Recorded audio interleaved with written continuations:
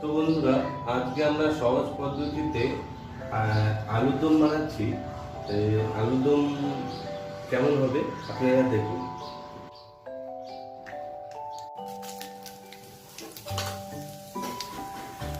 हम लोग ले लिए बॉईल किया हुआ आलू, टमाटर पेस्ट, मिर्चाई अदरक लहसुन का पेस्ट, प्याज पेस्ट, यहाँ लिया तीखा लाल मिर्चाई, हल्दी पाउडर और आपका यहाँ जीरा पाउडर, भेज मसाला और फोरन के लिए लिया हम लोग सूखा मिर्चाई और तेजपत्ता।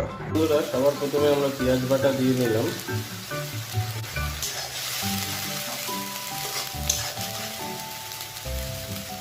এরপরে দিয়ে নেব লঙ্কা, রসুন, আদা বাটা।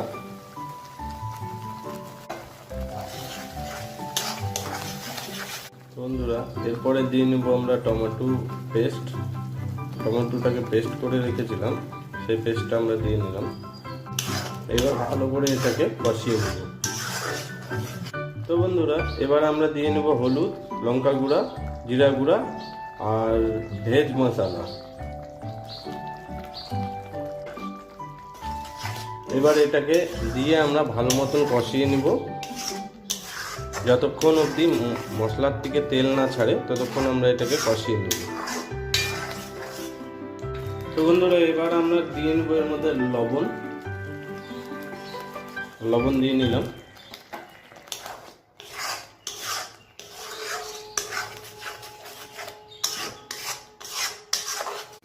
বন্ধুরা, এবার আমরা দিয়ে নিব এর মধ্যে বয়েল করা আলু।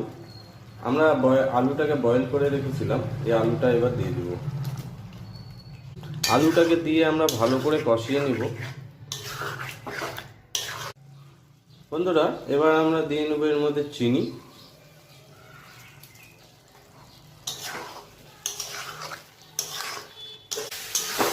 তো বন্ধুরা, আমাদের আলুর দম রেডি হয়ে গেছে, আমরা এখন নামিয়ে নেব।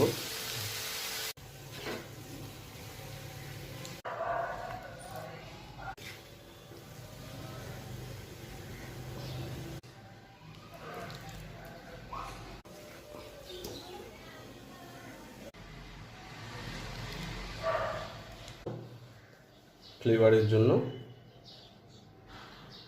তো বন্ধুরা, তো দেখুন আমাদের আলুর দম রেডি হয়ে গেছে।